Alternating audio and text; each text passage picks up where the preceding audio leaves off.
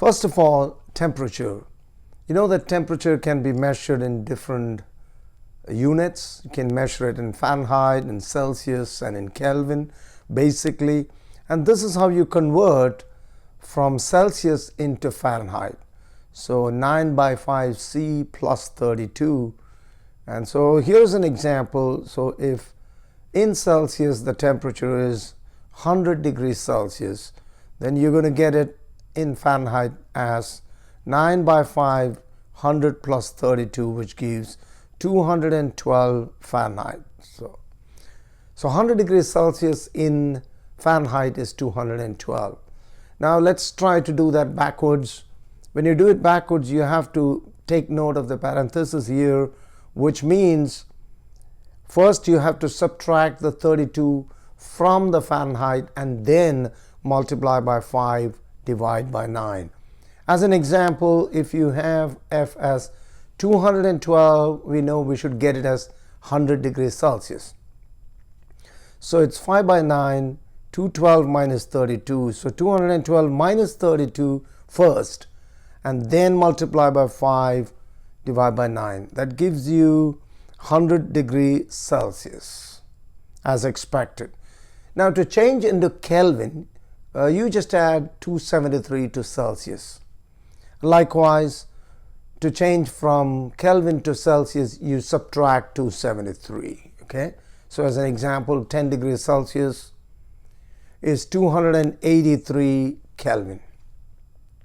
Another thing to be remembered here is that the Celsius scale is bigger for each degree Celsius. It's something like this. This is 1 Celsius. This would be Fahrenheit. So Fahrenheit is smaller. That's why 100 Celsius is actually 180 Fahrenheit. So 100 parts in Celsius is 180 parts in Fahrenheit.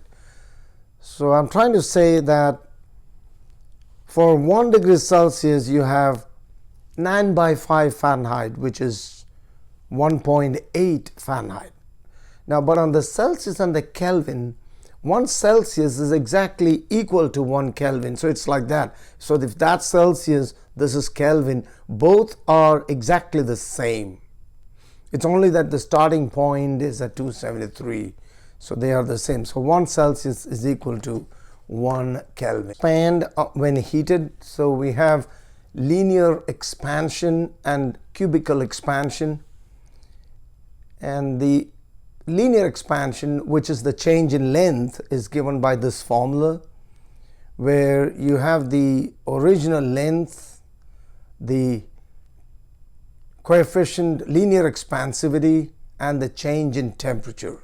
So those are what's given, and then you get the change in length. So as an example, if the original length is 10 meters and alpha is given as 1.8 times 10 to the negative 6, and let's imagine that the change or the initial temperature is 20, the final temperature is 100 degrees Celsius, which means the change is 80 degrees Celsius.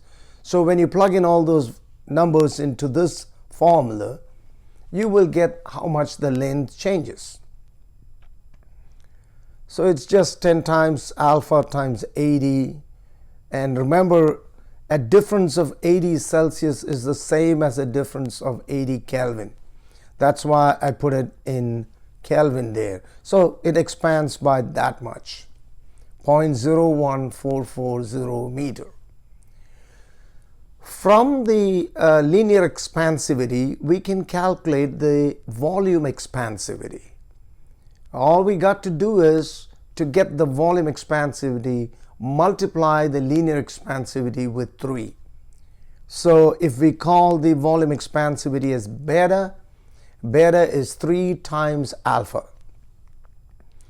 So as an example, if alpha is 1.8 times 10 to the negative 6, then beta is 3 times that, which would give 5.4 times 10 to the negative 6 per Kelvin. So that's the relation between beta and alpha. And to find the change in volume, you have a similar expression. The only difference is in place of length, you're going to have volume. That means the change in volume is going to be the original volume times beta, which is 3 times alpha, multiplied by the change in temperature. So the formulas are exactly similar, except that in place of alpha, we got to use beta. Thermal conductivity. Thermal conductivity shows how much a material conducts heat. For example, in summer, the heat comes in from outside through the window panes into the room. So how much heat comes in per second depends on the thermal conductivity of glass. And another practical example, an important one, is if you touch the blade of a knife, just hold it in your hand, you're going to feel cool. But if you touch the handle of that knife, the same knife, assuming that the handle is made with wood, you would not feel so cold. Why? The reason is when you touch that blade, the blade being metal conducts the heat away from your fingers, so you feel the cold. But when you touch the wood, wood is a non-conductor, bad conductor of heat, so it doesn't take away the heat from your body. So that's a difference. Same thing when you step onto a tiled floor, you feel cold, but step onto carpets, you don't feel cold, that cold. So because tile has a bigger conductivity than carpet. Okay, so conduction, it depends on this formula, and here Q is the quantity of heat conducted, T is the time. It should always be in seconds. Remember, time should always be in seconds. K is the constant, depends on the material, it's called thermal conductivity. A is the area of cross section, and so here I have a rod. Well, I should have called it D, because D is the length of the rod, or I can change this to the length later on. A is the area of cross section of the rod. Usually you have a circular cross section, so the area would be the cross section of that part. And T1 is the temperature at the hot end, and T2 is the temperature at the cooler end. So for example, in summer, the temperature outside the window pane would be T1, and the temperature inside the room, of course, would be T2. So that's the formula. And let's work out a simple example. So heat always flows from hot to cold, and we can calculate the quantity of heat that flows in a particular time. So remember, time should always be in seconds. So if you're trying to find the heat that flows per minute through a window, through a rod, maybe per minute through a rod whose length is 1 meter, the area of cross section is 0.05 meters square, the hot temperature is 100 and the cold is 0 degrees Celsius. So, and assume that K is 30 watt per meter per Kelvin. So plug in all those numbers into that formula.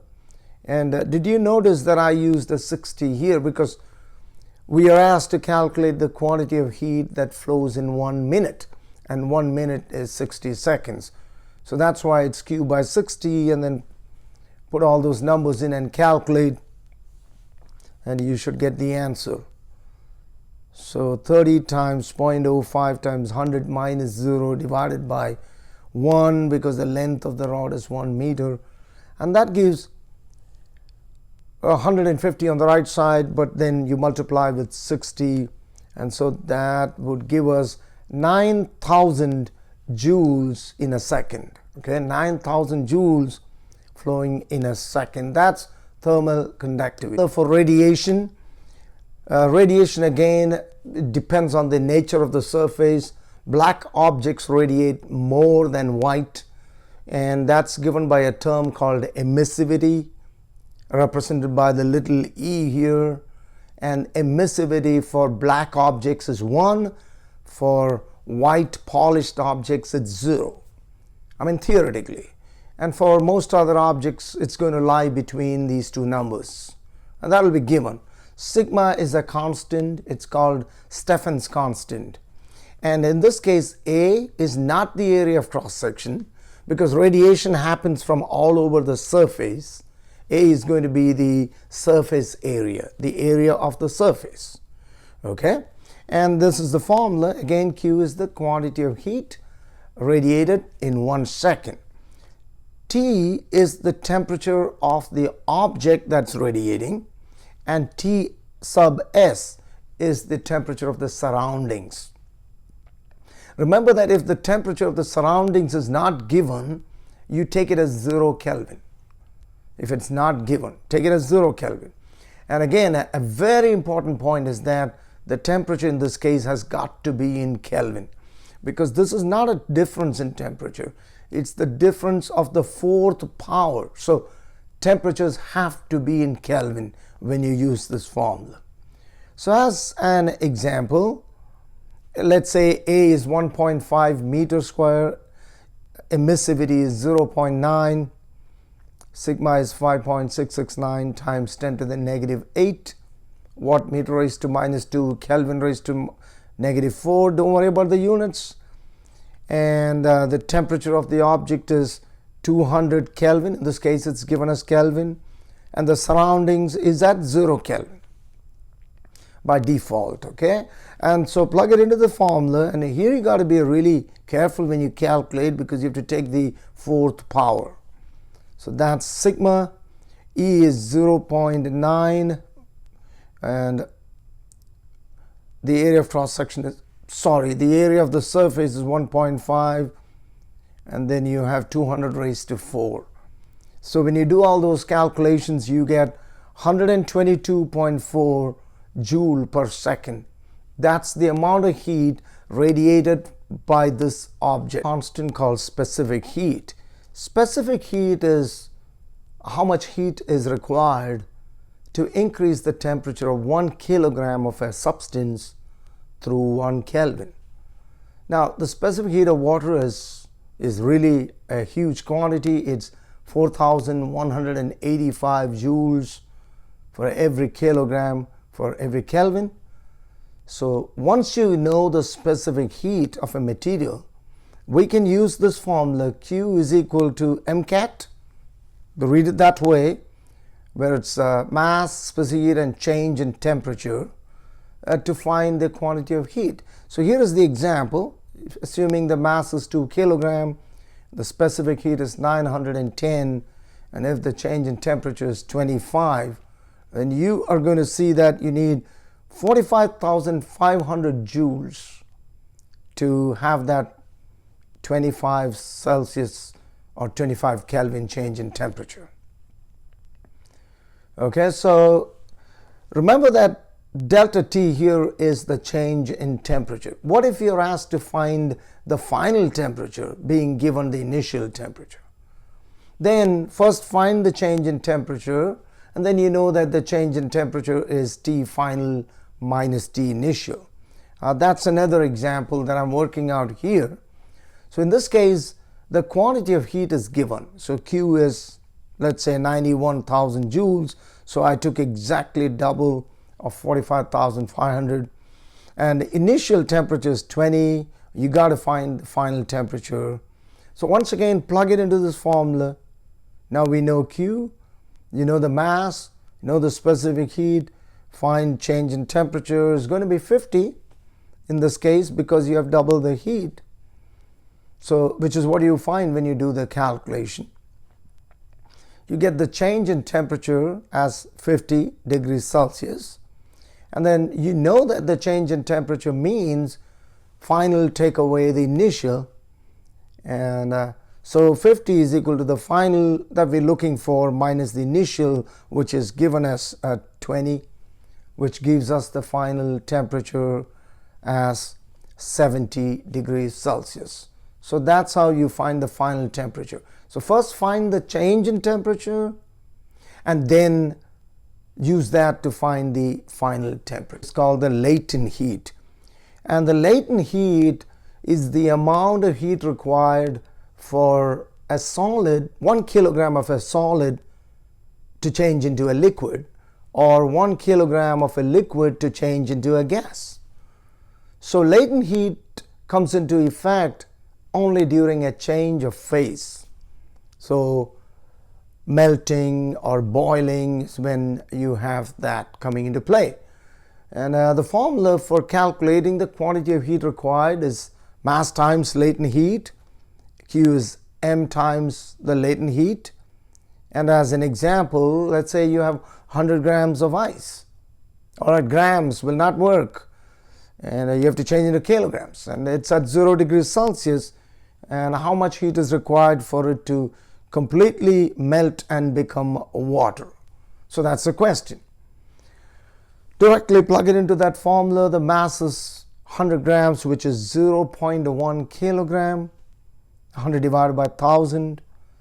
And then the latent heat of ice will be given 3.36 times 10 to the 5. And then when you multiply, you get 3.36 times 10 to the 4. So that much heat is required. Okay. And I'm going to continue this question and say, hey, what if the completely melted ice has to be further heated? So what if the water has to be heated? So when ice melts, just after melting, what's the temperature of that water? It's going to be 0 degrees Celsius, because ice at 0 degrees Celsius just became water at 0 degrees Celsius. So if you want to further heat it to 15 degrees Celsius, you're going to add more heat. This time the formula used is MCAT, because it's normal heating and cooling. It's not a change of phase. So we go back again to that formula. Q is equal to MCAT. Mass is 0.1 kilogram. C is now the specific heat of water, because you are heating water. And the change in temperature is 15 minus 0. Remember, it started at 0 and it's finishing at 15. That gives you 6,277.5 joules. But then the total heat required is actually the sum of the two quantities. So when you add both of those, you will get the total heat required. So this is a multi-step problem where first you have a change in phase and then you have that heating. All right. And also remember that if you are freezing water to produce ice, you're going backwards, which means heat has to be removed. So the heat that is removed can be calculated using the same formula. Next, we have the laws of thermodynamics. Basically, the first and the second law is what you have to know. According to the first law, when heat enters a system, for example, a gas, that heat entering is used in two ways. Number one, a part of it is used to increase the temperature, because the gas is going to get heated up. And number two, in trying to expand, the gas is trying to do work. So whenever heat enters a system, it's used up in two ways. One, its internal energy increases, which means its temperature increases. And two, the gas does work. If you add those two, you're going to get the total amount of heat that enters. So delta Q is the amount of heat entering the system. Delta U is the change in internal energy, and delta W is the work done. So that's the first law of thermodynamics. And then we have the second law of thermodynamics. And according to the second law, in very simple statement, I just wrote discuss there just to tell you that according to the second law, if you put a hot object in contact with a cold object, heat is going to spontaneously flow from the hot to the cold. All right, you don't have to do anything. Heat will by on itself, or naturally it will flow from the hot to the cold. But if you want to take heat from the cold to the hot, that's not going to happen spontaneously. For that, you will have to do work. So that's the idea of a refrigerator. In a refrigerator, you're taking heat from a cold object, putting it out into the room, making the cold object cooler, for which you have to do work. So that's the second law of thermodynamics. That means the second law shows us that heat spontaneously flows from hot to cold, and that for us to take it from cold to hot, we got to add work. So that's the important point there. So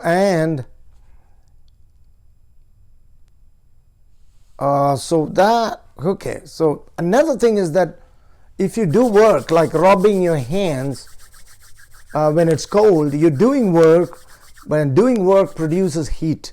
So you can change work into heat. Friction always produces heat. So that's what this shows. If you do work, you get heat.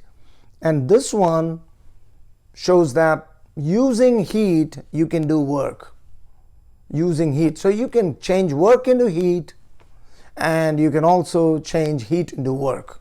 And that's what happens in heat engines that we're going to discuss next. So in a heat engine, heat is converted into work. Of a heat engine, or the basic idea of a heat engine, is that it should have a hot object at temperature TH. It should have a cooler object at temperature TL, where it stands for low temperature, so high and low. And then you need something, a working substance, which can take the heat from the hot object, do some work, and then whatever heat remains, it gives it to the sink. So this is actually called the source, this is called the sink. Okay, so again, you have a hot object, you have a cooler object, and you need something that can take the heat from the hot one, convert a part of it into work, and reject the remaining heat to the cold. So here are the terms now. TH and TL are the temperatures, and QH and QL are the heat absorbed and the heat rejected. So QH is how much heat is taken from the hot, QL is how much heat is rejected to the cold. So in terms of these quantities, you can calculate the efficiency using this formula. Number one, efficiency is work over QH, and work is the difference between QH and QL. So that's one formula already, work over QH, which translates to QH minus QL by QL. And also we can calculate the efficiency of a heat engine using the temperatures. Exactly similar formula, it is TH minus TL by TH. Whenever you use these formulas, remember, temperatures must be in Kelvin. So I'm just giving, if TC is 10 degrees Celsius and TH is 100 degrees Celsius, when you're asked to calculate the efficiency, you will have to use this formula and change the Celsius into Kelvin. So 10 Celsius is 283, 100 is 373, and then plug it into that formula and you would get the efficiency. All right, so 373 minus 283 divided by 373. So in the numerator you get 90, so 90 by 373 comes out to be 0.24, but efficiency is usually expressed as a percentage, and then it becomes 24%. So that's how you work out problems dealing with this. And change in entropy is simply given by the formula heat entering or heat leaving divided by the average temperature. So if heat enters a system, its entropy goes up. If heat leaves a system, its entropy goes down. So remember, entropy can be, the change in entropy, I must say, can either be positive or negative. Again, if heat is entering the system, entropy change is positive. If heat is leaving a system, the change in entropy is negative. Again, temperatures must be in Kelvin. All right, so let's work out a simple example where you have 100 grams of ice and it's melting. And it's melting at 0 degrees Celsius. So the temperature is not changing. And to find the change in entropy, we first need to find how much heat is taken in by the ice. And remember that the formula for that is mass times latent heat. The mass is 0.1 kilograms because 100 grams is 0.1 kilogram. And then multiply that with the latent heat, which will be given 3.35 times 10 to the 5, which gives 3.35 times 10 to the 4 joules. So once you get the quantity of heat, then you can calculate the change in entropy. Just divide that by the temperature. In this case, the temperature did not change. It was at 0 degrees Celsius, which is 273 Kelvin. So when you do that, you get the increase in entropy. So the change is going to be positive. Why? Because heat entered the ice.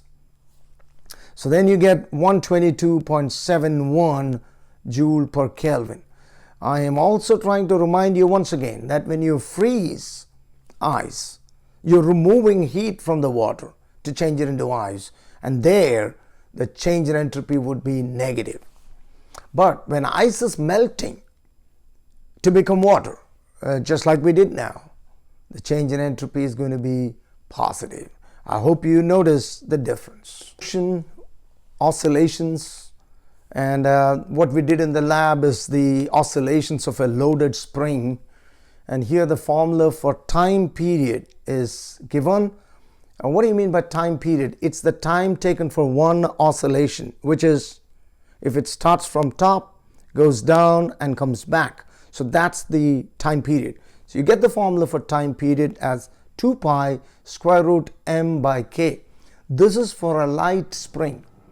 So if the mass of the spring is not given, don't even care about it. Don't worry about it.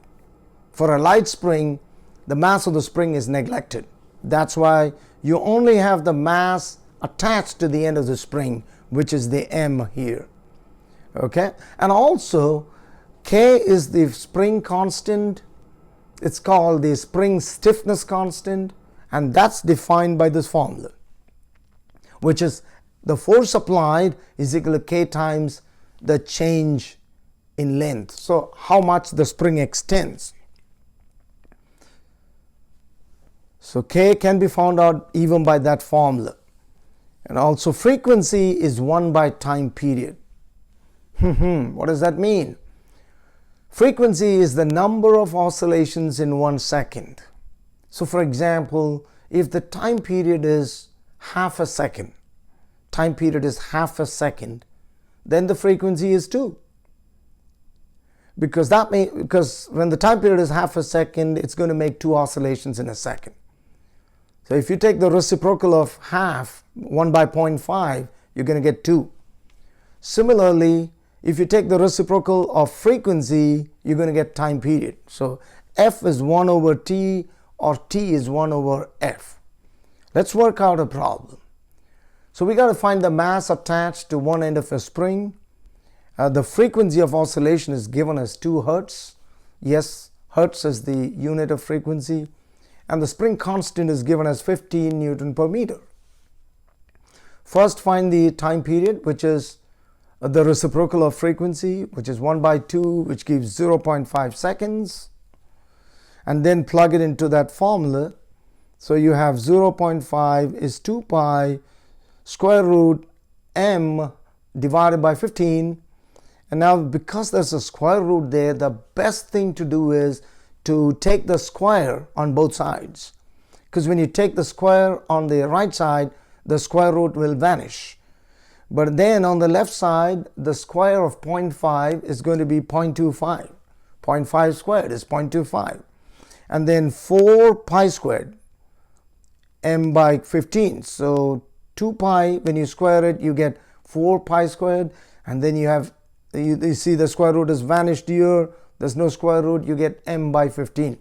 Rearrange that to calculate the mass, and you would get the mass as 15 times 0.25 divided by 4 pi squared. Be careful with the algebra there. When you do that, you get the mass attached to be 0.095 kilograms. 0.095 kilograms. So here we have a simple pendulum, which is a string with a mass attached to one end, and you pull it to one end, to one side, it's going to oscillate. The pendulum that you see in clocks. And the time period of a pendulum is given by t is 2 pi square root the length of the pendulum by g, where g is the acceleration due to gravity. Okay, so simple enough. And if you are given the time period as 2 seconds, you given the length of the pendulum, can we find the acceleration due to gravity? Because this may be another planet. It need not be on the Earth. It could be another planet. So whatever it is, we can find the acceleration due to gravity using that formula. See, again, to get rid of the square root, I'm squaring both sides in the formula, which gets me that t squared is 4 pi squared, and the square root has vanished from here, and then rearrange to get g onto one side, which gives g is equal to 4 pi squared L by t squared, and then substitute it into that formula. So there is pi 3.14 squared, the length is 1 meter, divided by divided by t squared, so 2 squared.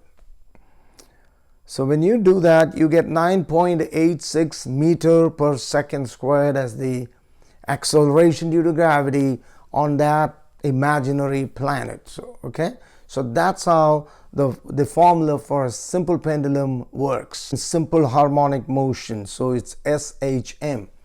So what do I mean? When take the case of the simple pendulum, as it swings from side to side, when it reaches one end, it has to stop before it returns. So the velocity at that point is 0, and so is the velocity at the other end. Now these 2 points are called the amplitude positions, point 1, point 2. So when the amplitude positions are reached, the velocity becomes 0. But on the way down, it accelerates, and so when it passes the lowest position, it's moving the fastest.